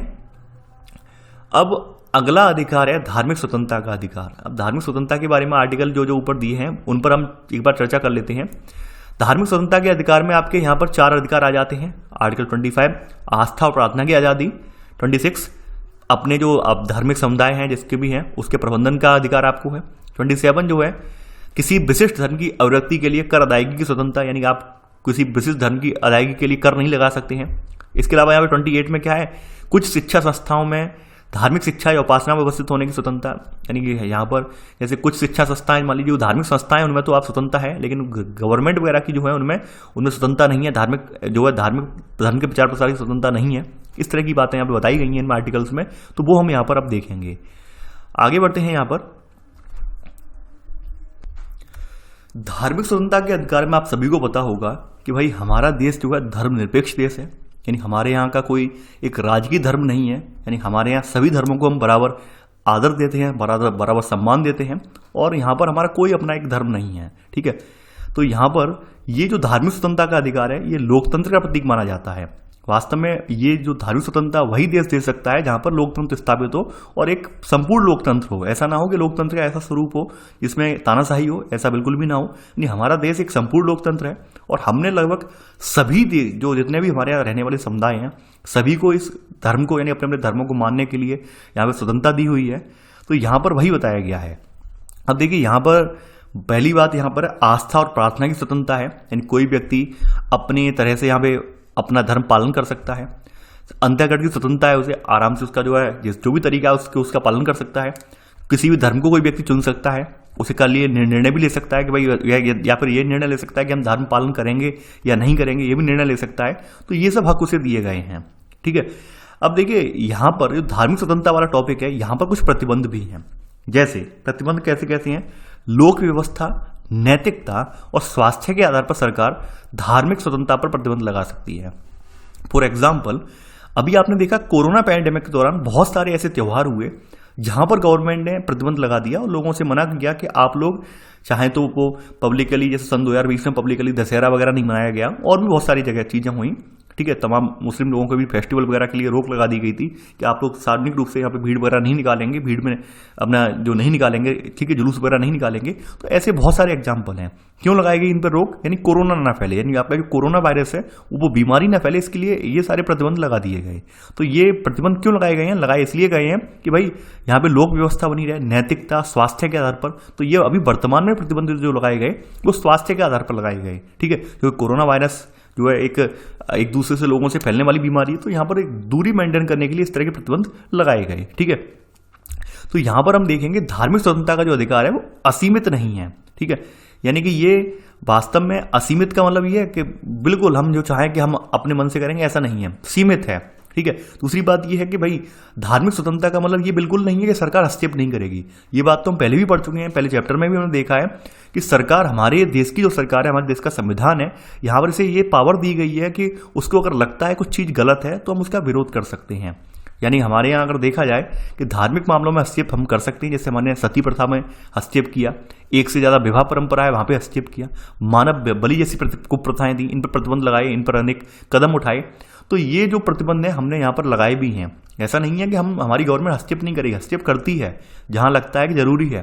तो कई बार क्या होता है कि इस तरह के हस्तक्षेप जो करते हैं वो एक टकराव की स्थिति क्रिएट कर देते हैं, यानी तनावपूर्ण स्थितियां पैदा हो जाती हैं। मान लीजिए आपने वर्तमान में किसी ए धर्म पर लेकर टिप्पणी कर दी, तो भाई यहाँ पर ए धर्म वाला कहेगा कि भाई आपने बी धर्म वालों से कुछ क्यों नहीं किया। इस तरह की भावनाएं आप देखते होंगे, यानी अपने देश में भी होता है ये कि मान लीजिए किसी एक पर्टिकुलर धर्म पर लेकर गवर्नमेंट ने या सुप्रीम कोर्ट वगैरह ने जो है टिप्पणी कर दी या सुप्रीम कोर्ट वगैरह ने आदेश दे दिया, तो वही धर्म ये कहता है आपने हमारे धर्म के साथ ऐसा ही किया, सामने वाले धर्म के साथ क्यों नहीं किया। तो इस तरह के वैचारिक मतभेद क्रिएट हो जाते हैं। और धार्मिक स्वतंत्रता वाला जो मुद्दा है ये हमेशा से राजनीतिक विवाद का विषय बना रहा है। ठीक है, यानी कि अक्सर ये कहीं ना कहीं ये जो आप देखेंगे जो धार्मिक टकराव है, धार्मिक डिसीजन वगैरह है गवर्नमेंट के, वो राजनीतिक विवाद का विषय बन जाते हैं अंततः। तो वो आपको सबको वर्तमान में जानते भी हैं, देखते भी होंगे। अब देखिए यहाँ पर जो आपका धर्म का मानने की स्वतंत्रता जो आपको दी गई है, इसमें धर्म परिवर्तन की स्वतंत्रता नहीं है, यानी आप ध्यान रखिए, जबरन धर्म परिवर्तन की स्वतंत्रता नहीं है। अपने मन, हाँ, अपनी मर्जी से तो धर्म परिवर्तन कर सकते हैं, धर्मांतरण कर सकते हैं, लेकिन आप किसी को फोर्सफुली, यानी किसी को आप लालच देकर फोर्सफुली इस आधार पर धर्मांतरण नहीं कर सकते हैं। संविधान में भी जबरन धर्म परिवर्तन की इजाजत नहीं दी गई है। यानी अपनी कोई मर्जी से कोई व्यक्ति कह रहा है कि भाई नहीं, हम फलाने धर्म के हैं, हम बौद्ध धर्म अपनाना चाह रहे हैं, आप अपना सकते हैं, कोई दिक्कत नहीं है। लेकिन कोई जबरन ये कहे कि नहीं आप इस धर्म के और आप ये धर्म अपना लीजिए, तो आप वो बिल्कुल जरूर यहाँ पर बिल्कुल गैर कानूनी है। ठीक है। दूसरी बात यह है कि हमारे यहाँ वही बात यहाँ पे लिखी गई है, सभी धर्मों की समानता है। यानी हमने जो मैंने शुरुआत में स्टार्टिंग में लाइन बोल दी, वही लाइन यहाँ पे कही गई है कि हमारा कोई राजकीय धर्म नहीं है, हम सभी धर्मों का बराबर आदर करते हैं, धर्मनिरपेक्ष राष्ट्र है हमारा। यहाँ पर हमारे यहाँ राष्ट्रपति, प्रधानमंत्री, न्यायाधीश यानी किसी सार्वजनिक पद पर कार्य करने के लिए हमें किसी धर्म विशेष का सदस्य होना जरूरी नहीं है। यानी किसी व्यक्ति, कोई व्यक्ति यहाँ तक पहुँचता है उसके लिए धर्म के आधार पर रोड़ा नहीं अटकाया जाएगा। समानता के अधिकार में भी ये गारंटी दी गई है, किसी व्यक्ति को जो है धर्म के आधार पर भेदभाव नहीं किया जाएगा। ये बात आपने देख लिया 14 से 18 में, आपने अनुच्छेद 14 से लेकर 18 में ये बात डिफाइन कर चुके हैं पहले से कि धर्म के आधार पर समानता, समता के अधिकार में यहाँ पे जो है भेदभाव नहीं होगा। इसके अलावा यहाँ पे साफ साफ कहा गया है कि भाई जो राज्य के अधीन संस्थाएं हैं, यानी गवर्नमेंट की संस्थाएं हैं, वहां पर कोई भी धर्म का प्रचार नहीं किया जाएगा, साफ साफ कहा गया है। और ना ही कोई धार्मिक शिक्षा दी जाएगी, ना ही उनमें प्रवेश के लिए कोई धर्म की वरीयता दी जाएगी। यानी गवर्नमेंट की जो भी संस्थाएं हैं उनमें धार्मिक शिक्षा को बढ़ावा नहीं दिया जाएगा, धार्मिक शिक्षा वहां पे अलाउड नहीं है, साफ साफ ये बात कही गई है। ठीक है, आगे बढ़ते हैं यहाँ पर। अब ये बात तो हमने यहाँ पर आपके जो ऊपर फिर से चलते हैं, जो आपके ये 14 से 18 बोल रहे हैं, 25, 26, 27, 28 है, तो उनमें ये बात कही गई है। ठीक है, ये अभी अंतिम वाला 28 वाला था। और कर अदायगी वाला जो है कि जबरन कर वसूल नहीं कर सकते हैं धर्म के नाम पर किसी व्यक्ति से, ये वाला है। धार्मिक मामलों का प्रबंधन आपको पता ही होगा कि भाई हर व्यक्ति को जो अपना धर्म मान रहा है उससे संबंधित जो भी संस्थाएं हैं वो चलाने के लिए उनका प्रबंधन करने का अधिकार है, सरकार इसमें हस्तक्षेप नहीं करेगी, ये बात आप जानते हैं। तो ये सब चीजें हैं यहाँ पर आपने देख ली। अब अगले अधिकार जो है संस्कृति और शैक्षिक अधिकार है। वास्तव में यह सांस्कृतिक और शैक्षिक अधिकार जो है ये आपके बहुसंख्यक समाज में अल्पसंख्यक समुदाय जो है इनको दर्जा दिलाने के लिए ये अधिकार यहाँ पर रखे गए हैं, यानी माइनॉरिटी के लिए रखे गए हैं। आर्टिकल 29 वाला और आर्टिकल 30 वाला। यहाँ पर क्या है आर्टिकल 29 में कि अल्पसंख्यकों की भाषा और संस्कृति को संरक्षण का अधिकार दिया गया है, और 30 में दिया गया है कि भाई शैक्षिक संस्थाएं स्थापित करने का अधिकार है। अल्पसंख्यक लोगों को अपनी शैक्षिक संस्थाएं स्थापित करने का अधिकार है। सरकार उन्हें कुछ जो है यहाँ पर कह सकते हैं कुछ अनुदान वगैरह भी प्रोवाइड करवाएगी, तो ये बात यहाँ पर रखी गई है। तो चलिए देख लेते हैं यहाँ पर भी। अब यहाँ पर आगे बढ़ते हैं, आ जाते हैं इसमें। ठीक है, 29 और 30 सांस्कृतिक और शैक्षिक अधिकार में हम सभी जानते हैं कि हमारा देश एक विविधतापूर्ण देश है, यानी यहाँ पर विभिन्न समुदाय रह रहे हैं। तो हमारे यहाँ अल्पसंख्यक समुदाय भी रह रहे हैं। तो अल्पसंख्यकों को यहाँ पर हमारे संविधान में विविधता को बढ़ावा देने की, विविधता को मजबूत करने के लिए अल्पसंख्यकों को अपनी संस्कृति बनाए रखने का अधिकार भी हमने एक जो है मौलिक अधिकार बना दिया है। और यहाँ पर अल्पसंख्यक को हमने कैसे डिफाइन किया है वो आप ध्यान रखें। हमने यहाँ पर किसी समुदाय को केवल धर्म के आधार पर नहीं बल्कि भाषा और संस्कृति के आधार पर भी अल्पसंख्यक माना जाता है। ध्यान रखना कि कोई भी समुदाय केवल धर्म के आधार पर अल्पसंख्यक नहीं होगा हमारे संविधान में, उसको भाषा के आधार पर भी और संस्कृति के आधार पर भी हम अल्पसंख्यक मान सकते हैं। यानी अल्पसंख्यक वो समूह होता है जिसकी अपनी एक भाषा होती है या धर्म होता है, या वो किसी देश के एक भाग में, ध्यान रख देना, किसी देश के एक भाग में या पूरे देश में संख्या के आधार पर वे किसी अन्य समूह से छोटा है। तो ऐसे लोगों को अपनी भाषा, अपनी संस्कृति सुरक्षित करने के लिए अधिकार है। ठीक है, ये हमारे संविधान में भी अधिकार इन्हें दिया गया है। इसके अलावा अनुच्छेद 30 में यही कहा गया है कि भाई ये लोग अपने भाषाई या धार्मिक अल्पसंख्यक अपनी भाषा बनाए रखने के लिए, अपनी भाषा का संपोषण करने के लिए, तो अपनी रीति रिवाजों का संपोषण करने के लिए इन्हें अपने धार्मिक संस्थान खोलने का आज़ादी है। ठीक है, ताकि वे अपनी संस्कृति को सुरक्षित और विकसित कर सकें, यानी अपनी संस्कृति को मिटने ना दें। ठीक है, इसलिए यहाँ प्रावधान नहीं रखा गया 29 और 30 में। तो आपने ये दोनों यहाँ पे अधिकार देख लिए। अब देखिए यहाँ पर वैसे अनुच्छेद 31 और था, संपत्ति का अधिकार, जो कि मौलिक अधिकार था पहले, लेकिन बाद में उसे हटा दिया गया और वो अधिकार की बात यहाँ पे लास्ट में की गई है। अंतिम जो है यहाँ पे अनुच्छेद 32 जो है संवैधानिक उपचारों का अधिकार। वास्तव में संवैधानिक उपचारों का अधिकार जो है ये वो साधन है जिसके जरिए आपके बाद बाकी के जो अधिकार हैं इनके हनन को रोका जाता है। समझ रहे हैं आप? आपको 14 से लेकर बीच में जितने भी अधिकार आ रहे हैं, इनमें से किसी का भी अगर हनन हो रहा है तो आप संवैधानिक उपचारों का अधिकार है, इसका प्रयोग कर सकते हैं। और इसके प्रयोग के जरिए आप आर्टिकल 32 का प्रयोग करते हुए आप सुप्रीम कोर्ट और अनुच्छेद 226 का प्रयोग करते हुए आप हाई कोर्ट का दरवाजा खटखटा सकते हैं। ठीक है। और स्वयं डॉक्टर BR अम्बेडकर ने इसे जो है संविधान की हृदय और आत्मा की संज्ञा दी है। इस पैराग्राफ के इस आर्टिकल को संविधान की हृदय और आत्मा की संज्ञा दी है। रीजन यही था कि वास्तव में ये जो है, ये वाला संवैधानिक उपचारों का अधिकार, ये ऐसा अधिकार है जिसे स्वयं में एक मौलिक अधिकार बना दिया गया। यानी संविधान का उल्लंघन अगर कोई कर रहा है, मौलिक अधिकारों का कोई उल्लंघन कर रहा है, तो उस उल्लंघन को रोकने के लिए इस अधिकार को स्वयं में एक मौलिक अधिकार बना दिया गया है। ठीक है। तो यहाँ पर वही बात कही गई, सीधे उच्च न्यायालय या सर्वोच्च न्यायालय जा सकता है, और सर्वोच्च न्यायालय जो है इन जो मौलिक अधिकारों का जो है लागू करने के लिए आदेश निर्देश दे सकती है। और ये आदेश निर्देश हैं, यहाँ पर ये रिट कहलाते हैं, रिट। ठीक है। यानी न्यायालय कोई प्रकार का आदेश जारी करती है, इन्हें रिट कहते हैं। और न्यायालय यहाँ बताया गया किस तरह से रिट जारी करता है। यहाँ पर 5 मामले इसमें आते हैं। बंदी प्रत्यक्षीकरण आता है पहला, यानी कि मान लीजिए किसी व्यक्ति को, न्यायालय को किसी गिरफ्तार व्यक्ति को न्यायालय के सामने प्रस्तुत करने का आदेश देता है। मान लीजिए कोई व्यक्ति गैर कानूनी ढंग से या फिर ऐसे ढंग से सरकार ने असंतोषजनक तरीके से उसे जो है अपनी हिरासत में ले लिया है, तो न्यायालय उसे छोड़ने का अधिकार भी दे सकता है, आदेश भी दे सकता है रिट के जरिए। परमादेश का मतलब क्या होता है? परमादेश का मतलब होता है जब कोई व्यक्ति, कोई सरकारी पद पर बैठा व्यक्ति जो है अपने दायित्वों का निर्वहन नहीं करता है। यहाँ साफ साफ लिखा सार्वजनिक पदाधिकारी, सार्वजनिक पद पर कोई बैठा व्यक्ति अपने जो है यहाँ पर जो कह सकते हैं अपने कार्यवाही जो है स्वतंत्र तरीके से नहीं कर रहा है। ठीक है। अपने काम को सही से नहीं कर रहा है, तो उसके लिए यहाँ पर बताया गया है कानूनी और संवैधानिक दायित्वों का पालन नहीं कर रहा है वो, तो ऐसे करके यहाँ पे इसे मौलिक अधिकारों का हनन माना गया है। तो इसमें संदर्भ में ये रिट जारी करता है, सुप्रीम कोर्ट यहाँ पर रिट जारी करता है परमादेश के संदर्भ में। निषेध आदेश का मतलब क्या होता है कि जब कोई निचली अदालत जो है अपने अधिकार क्षेत्र का अतिक्रमण करके, यानी कि अपने अधिकार क्षेत्र का मतलब क्या है, यानी हर चीज का एक अधिकार है कि आप इस मामले की सुनवाई कर सकते हैं, आप इस क्षेत्र में ही रहकर सुनवाई कर सकते हैं, यानी ये मामले आपके क्षेत्र में आते हैं। अब आप उनसे बाहर निकलकर ऐसा कोई मैटर है जिसमें हाई कोर्ट को संज्ञान लेना चाहिए, सुप्रीम कोर्ट ही यहाँ पे डिसीजन ले सकता है, आप उस मैटर में अपनी दखलंदाजी दे रहे हैं, तो ऐसे में निषेध आदेश वाला लग जाता है। ठीक है। तो यानी यहाँ पर बताया गया है, तो ये रोक देता है, यानी उच्च न्यायालय सर्वोच्च न्यायालय ऐसा करने से उसे रोक देते हैं। यानी मान लीजिए कोई निचली अदालत है, सेशनल कोर्ट वगैरह है, जिला जो है अदालत है, और वो कोई ऐसे मामले की सुनवाई कर रही है जो वास्तव में राष्ट्रीय स्तर का मामला हो या फिर उसके अधिकार क्षेत्र के बाहर का हो, तो ऐसे में निषेध आदेश के जरिए ये उस पर जो है सुनवाई पर रोक लग जाती है। अधिकार प्रक्षा। ठीक है। अधिकार प्रक्षा का मतलब ये है कि न्यायालय को अगर लगता है कोई व्यक्ति ऐसे पद पर नियुक्त हो गया है जिस पर उसका कोई कानूनी हक नहीं है। कानूनी हक का मतलब आप समझ रहे हैं? जैसे मान लीजिए कोई तमाम ऐसे पद हैं, जैसे IAS IPS है, तो आप देखेंगे यहाँ पर इसकी प्रक्रिया है, पूरी सिविल सेवा की पूरी प्रक्रिया संविधान में वर्णित है, उसके जरिए ही कोई व्यक्ति वहाँ तक पहुँचता है। अब कोई सरकार ऐसी आ जाए जो अपने मनमाने ढंग से अपने किसी मिलने वाले व्यक्ति को वहाँ बैठा दे, तो इस संदर्भ में यहाँ पर सुप्रीम कोर्ट या हाई कोर्ट रिट जारी करके पूछ सकते हैं कि भाई आपने ऐसा क्यों किया है। ठीक है।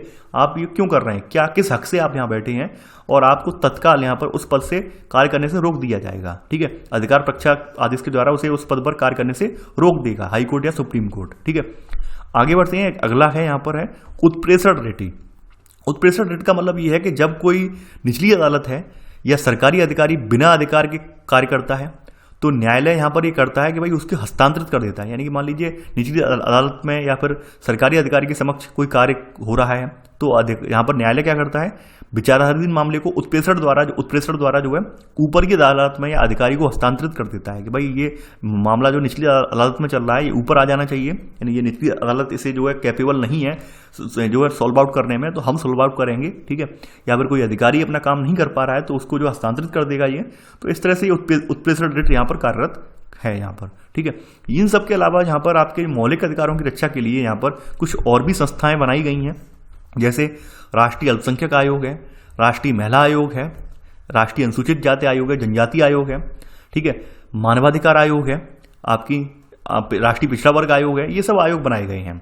मानवाधिकार आयोग हमारे यहाँ बताया गया है कि मानवाधिकार यानी मानवों के अधिकारों की बात करें तो ये समाज के गरीब, अशिक्षित और कमजोर तबके के लोगों को अधिकार को प्रयोग करने की स्वतंत्रता के लिए यहाँ पर ये राष्ट्रीय मानवाधिकार आयोग का गठन किया गया। यहाँ पर 1993 में गवर्नमेंट ने आपके जो है इसका गठन किया था। ठीक है। मानवाधिकार आयोग में आपका एक सुप्रीम कोर्ट का पूर्व मुख्य न्यायाधीश, उच्च न्यायालय का पूर्व मुख्य न्यायाधीश और मानवाधिकार के कार्यकर्ता, यानी 2 कार्यकर्ता जो मानवाधिकार का अनुभव रखते हो, उन्हें यहाँ पर रखा जाता है। यानी टोटल 4 कैंडिडेट यहाँ पे होते हैं, ठीक है। तो 4 में यहाँ पर एक तो आपका सुप्रीम कोर्ट के मुख्य न्यायाधीश आ गए, पूर्व मुख्य न्यायाधीश आ गए, हाई कोर्ट के पूर्व मुख्य न्यायाधीश आ गए, और 2 जिनका मानवाधिकार के संबंध में व्यवहारिक ज्ञान हो, ऐसे व्यक्ति यहाँ पर रख सकते हैं। अब देखिए, ये जो है या तो स्वतः संज्ञान में ले लेता है राष्ट्रीय मानवाधिकार, यानी स्वयं अपनी पहल पर, या कोई व्यक्ति याचिका दायर करता है तब यहाँ पर इसे संज्ञान में लेता है।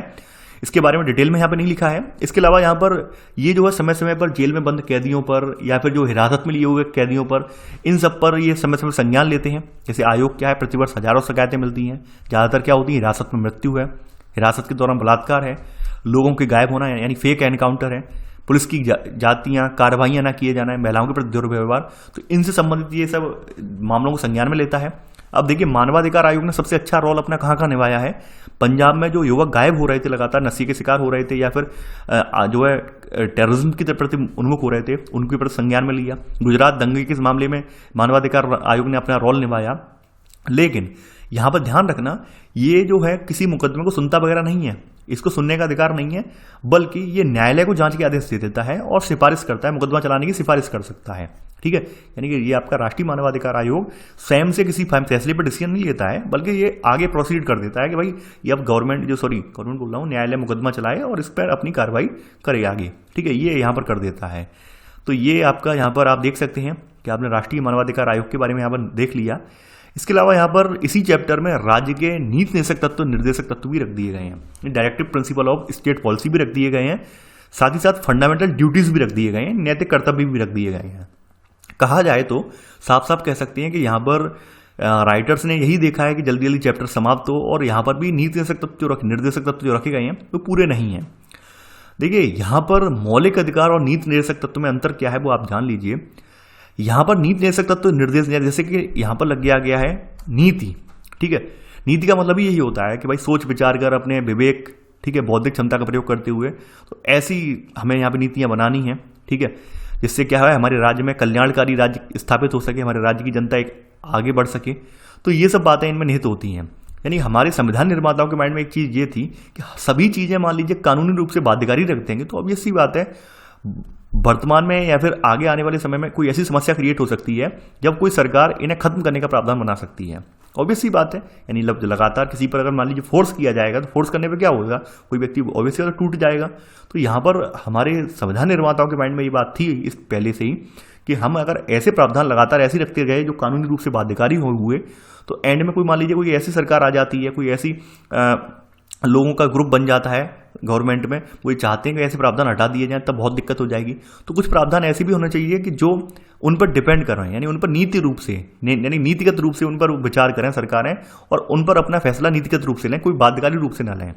इनका उद्देश्य यही हो कि भाई नागरिकों में समानता लाई जाए, सबका कल्याण करना, ये सब इनका उद्देश्य हो, ये सब चीज़ें रखे गए, ठीक है। यहाँ पर नीति निर्देशक तत्व जो जैसे कि आप मौलिक अधिकारों के संदर्भ में आप सुप्रीम कोर्ट, हाई कोर्ट का दरवाजा खटखटा सकते हैं, वैसे ही यहाँ पर जो आपके डीपीएसपी हैं इनके लिए ये न्यायालय में बाध्यकारी नहीं है, यानी न्यायालय की व्यवस्था नहीं है, यानी इनके हनन होने पर आप न्यायालय के माध्यम से लागू करवाने की व्यवस्था नहीं रखी गई है। ये स्वतंत्र है अपने आप में, यानी कहा जा सकता है वाद योग्य नहीं है। वाद योग्य का मतलब ये है कानून के दायरे में, कानून का दायरा बोल रहा हूं मैं, यानी सुप्रीम कोर्ट या हाई कोर्ट में नहीं जा सकते हैं। यानी आप किसी गवर्नमेंट ने या किसी राज्य सरकार ने इनका हनन किया है तो आप ये नहीं कह सकते हैं ये भाई इनका हनन क्यों किया है, क्योंकि स्वतंत्र हैं आप। यानी कि ये जो वास्तव में अधिकार जो है ये नैतिक रूप से हैं, ठीक है। यानी राज्य जो है नैतिक रूप से इन पर पहल करेगा, कानूनी रूप से या बाध्यकारी रूप से पहल नहीं करेगा, क्योंकि राज्य का दायित्व तो है ही है, ऐसा जरूरी नहीं है। राज्य जो है नीतिगत रूप से इन पर विचार करेगा, नीतिगत रूप से अपने जनता के कल्याण के लिए बारे में सोचेगा। जैसे यहाँ बताया भी गया है उद्देश्य क्या क्या है, समाज के रूप, यानी कि वे लक्ष्य और उद्देश्य जो एक समाज के रूप में स्वीकार करने चाहिए, मौलिक अधिकारों के अलावा मिलने, ये सब रखे गए हैं। अब यहाँ पर जैसे इनके कुछ बताए गए हैं, रोल बताए गए हैं कि भाई नीति निर्देशक तत्वों में कौन कौन से आए गए हैं। जैसे आपका जमींदारी उन्मूलन कानून बना, वो आपके डीपीएसपी के तहत बना। बैंकों का राष्ट्रीयकरण भी डीपीएसपी के तहत हुआ। फैक्ट्री अधिनियम भी इसी तरह बना। न्यूनतम मजदूरी निर्धारण, कुटीर और लघु उद्योगों को प्रोत्साहन वगैरह, SC/ST जनजातियों का उन्नयन, इनके तहत चलने वाले कार्यक्रम वगैरह, पंचायती राज व्यवस्था वगैरह, ये सब कुछ कल्याणकारी कार्य जो किए गए वो आपके डीपीएसपी को ध्यान में रखकर ही किए गए। MDM वगैरह यानी मिड डे मील, मध्याह्न भोजन वाली परियोजना वगैरह, वो सब कल्याणकारी राज्य के तहत यही सब चीजें रखी गई, ठीक है। उद्देश्य यही था कि हमारे समाज में एक कल्याणकारी समाज की स्थापना हो और हमारे जो आम जनता है, नागरिक जन है, उनको कुछ व्यवहार में भी परिवर्तन लाने के लिए कुछ ऐसे उपबंध सरकार या राज्य सरकार करें, ठीक है। तो इस वजह से ये अधिकार रखे गए हैं। वास्तव में जो डीपीएसपी वाला पोर्शन है वो गांधी जी की सोच से प्रेरित है, ठीक है। यानी आपने पढ़ा होगा लक्ष्मीकांत जी की किताब में, ये गांधी जी की सोच से प्रेरित है। यानी कुछ ऐसे यहाँ पे उदारवादी सिद्धांत भी यहाँ पे रखे गए हैं, जिससे कि राज्य ऐसे कुछ प्रयत्न करेगा जिसके जरिए जनता में रोजगार के अवसर मिलेंगे, उसे स्वास्थ्य के प्रति उसमें जो है यहाँ पर जो स्वास्थ्य के प्रति उन कुछ जो है यहाँ उपबंध किए जाएंगे, स्वास्थ्य के प्रति कुछ यहाँ पे योजनाएं लाई जाएंगी। तो उन सबको ध्यान में रखते हुए ये डीपीएसपी राज्य जो है अपने संज्ञान से लेते हुए कुछ अधिकार या कुछ ऐसी योजनाएं लेके आते हैं जिससे कि जनता का कल्याण हो। तो ये हमें यहाँ पर देखने को मिलता है। आगे बढ़ते हैं। अब देखिए ये तो हो गया, अगला है फंडामेंटल ड्यूटीज यानी मौलिक कर्तव्य। संविधान निर्माताओं के माइंड में एक बात ये थी कि भाई, संविधान निर्माताओं के माइंड में नहीं थी, बाद में ऐड किए गए हैं, ठीक है। यानी 51 कामें ऐड किए गए हैं, बाद में ऐड किए गए हैं। ये यहाँ पर ये सरदार स्वर्ण सिंह समिति है, इनकी अनुशंसा पर 42वें संविधान संशोधन के जरिए इन्हें ऐड किया गया है। ऐड करने का रीजन ये था कि भाई संविधान ने कानूनी रूप से तो बहुत सारी चीजें यहाँ पर नागरिकों को दे दी हैं, कुछ चीजें ऐसी भी हों जो नागरिकों के व्यवहार पर डिपेंड करती हों। भाई नागरिकों को भी सोचना चाहिए कि कुछ हमारी भी नैतिक कर्तव्य हैं जिनको हमें मानना चाहिए, कुछ ऐसे कर्तव्य हैं जिनकी वजह से हमारा भाईचारा बढ़े, ठीक है, समाज में एक पॉजिटिविटी बढ़े। तो ऐसे कुछ हमारे भी नैतिक कर्तव्य होने चाहिए। तो ऐसे करके टोटल शुरुआत में 10 कर्तव्य थे, बाद में अभी एक और जुड़ गया तो 11 कर्तव्य हो गए हैं, ठीक है। तो मौलिक कर्तव्य इसलिए रखे गए कि नागरिक के रूप में हमें अपने संविधान का पालन करना चाहिए, देश की रक्षा करनी चाहिए, सभी नागरिकों में भाईचारा बढ़ाने का प्रयत्न करना चाहिए और पर्यावरण की रक्षा करनी चाहिए। तो ऐसे करके हमने कुछ मौलिक कर्तव्य रखे, फंडामेंटल ड्यूटीज रखी, जिसमें हमारे जो है जो आपके आदर्श रहे हैं, यानी कि आपकी जो आंदोलन के प्रेरणा स्रोत रहे हैं उनके प्रति जो है यहाँ पर कह सकते हैं सम्मान की भावना हमारे दिल में रखनी है। ऐसे बहुत सारे यहाँ पे चीजें यहाँ पे ऐड की गई हैं इसमें, ठीक है। तो मौलिक कर्तव्य रखने का उद्देश्य यही था कि जो कुछ जिम्मेदारियां नागरिक भी अपनी समझें, देश के प्रति, देश के संविधान के प्रति, देश की जनता के प्रति, समाज के प्रति लोग भी अपनी कुछ जिम्मेदारियां समझें। ऐसा नहीं है हर चीज की जिम्मेदारी सरकार की है। तो ये वास्तव में नीतिगत रूप से, नैतिक रूप से जो जनता को यहाँ पे फॉलो करने हैं, ये भी बाध्यकारी नहीं है।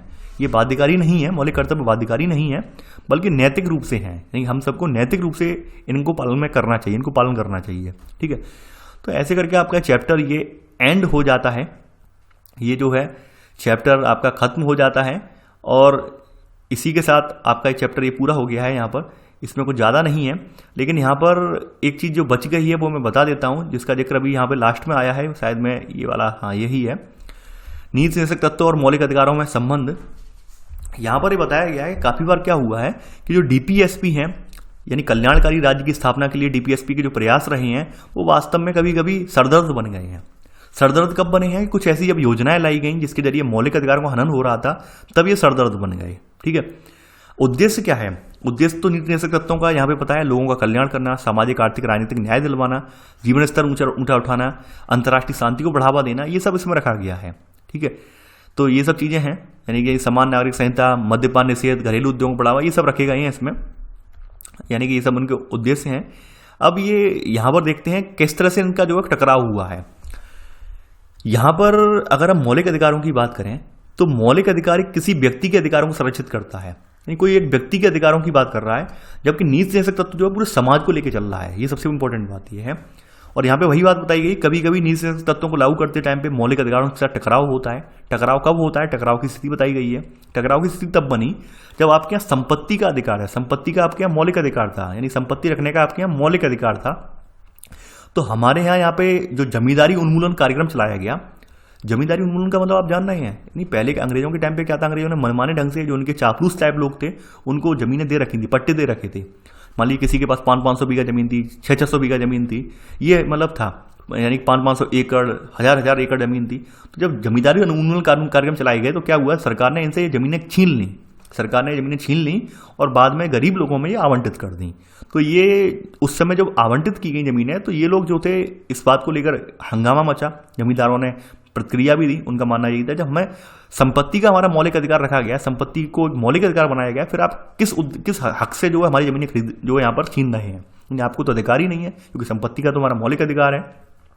तो यहाँ पर फिर सरकार को मजबूरी में नीति निषेधक तत्वों को लागू करवाने के लिए संविधान का संशोधन करना पड़ा। संशोधन इसलिए करना पड़ा क्योंकि यहाँ पे चूंकि भाई आपने ऊपर देखा कि मौलिक अधिकार किसी व्यक्ति तक सीमित है, जबकि ये तो पूरे समाज को लेकर चल रहे हैं।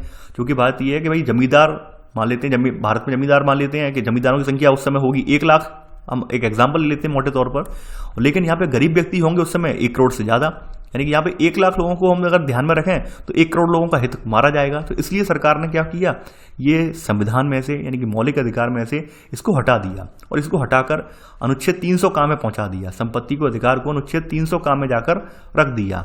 ठीक है, तो ये यहाँ पर आप देख सकते हैं सबसे ज्यादा विवाद इसमें बना था संपत्ति के अधिकार में, और शुरुआत से ही विवाद का विषय रहा था। विवाद का विषय ऐसे भी रहा था ये संपत्ति के अधिकार वाला अनुच्छेद 31 वाला, क्योंकि बात यह है कल्याणकारी योजनाओं के लिए सरकार को जमीन का अधिग्रहण भी करना पड़ता है। जैसे हाईवे बनाए, कहीं पर कोई प्रोजेक्ट लगाया, किसानों की जमीन वगैरह लेनी पड़ती है। तो ऐसे में ये रोड़ा बन रहा था, तो इस वजह से इसे हटाना पड़ा है। ठीक है, यानी कि यहां पर इसमें क्या था, मूल संविधान में संपत्ति अर्जन स्वामित्व संरक्षण का मौलिक अधिकार था, लेकिन सरकार लोक कल्याण के लिए संपत्ति का अधिग्रहण कर सकती है, संविधान में स्पष्ट कहा गया था। ठीक है, लेकिन सबसे ज्यादा रोड़ा यही बन रहा था कि संविधान में ये बात कही गई थी, फिर भी रोड़ा बन रहा था, तो इसलिए हटाना पड़ा यहाँ पर। तो 1978 में यहाँ पे हटाया गया, 44वें संविधान संशोधन के द्वारा इसको जो हटा दिया गया है और 300 का में पहुंचा दिया गया है। यानी एक सामान्य कानूनी अधिकार है, मौलिक अधिकार नहीं है, ये एक सामान्य कानूनी अधिकार बनकर केवल ये रह गया है। तो ये तो आपके आर्टिकल 31 की कुछ कहानी थी। तो ये आप देख सकते हैं यहाँ पर। तो यहाँ पर आपने देख लिया पूरा चैप्टर, तो आई होप आपके माइंड में चैप्टर क्लियर हो गया होगा। देखिए आप लोग समझ लीजिए, आप लोग कुछ लोगों के माइंड में होगा सर डीपली यहाँ पर क्यों नहीं जा रहे हैं। डीपली इसलिए नहीं जा रहे हैं क्योंकि हम डीपली पहले कवर कर चुके हैं, और ये बातें ऐसी नहीं है कि आप इन्हें जानते नहीं हैं। हमारा उद्देश्य यही था कि सरसरी नज़र में हमें ये सब कवर कर लें। जहाँ पर जानने जोगी चीज़ें हैं डीपली, वो हम जान चुके हैं, और जहाँ पर जानने लायक हमें लगता है कि हमें डीपली पढ़ना है, तो वहाँ पर मैं पढ़ा भी देता हूँ। ठीक है, क्योंकि ये सारी चीज़ें आप पहले कवर कर चुके हैं, क्लास 7th 8th में आप पहले से पढ़कर आए हैं, तो आई होप यहाँ पर आपको दिक्कत नहीं आई होगी और चैप्टर भी समझ में आया होगा। और देखिए मैं आप लोगों से कहना चाहूँगा कि अभी 3-4 दिन से मैं बहुत ज़्यादा बिजी था, बहुत ज़्यादा मैं कुछ प्रॉब्लम में फंसा हुआ था, इस वजह से लेक्चर नहीं ला पा रहा हूँ मैं। साथ ही साथ आपके हिस्ट्री वाला पोर्शन रुका हुआ है, मुझे भी मालूम है रुका हुआ है, उसको मैं कोशिश करूंगा कि आने वाले 1 हफ्ते के अंदर फिनिश हो जाए वो पोर्शन, ज़्यादा नहीं बचा है। तो आप लोग परेशान ना हो, धैर्य बनाए रखिए, साथ ही साथ चैनल से जुड़े रहिए, वीडियो को लाइक शेयर करना बिल्कुल ना भूलें। तो चलिए आज के लिए बस इतना ही। थैंक्स फॉर वॉचिंग, जय हिंद।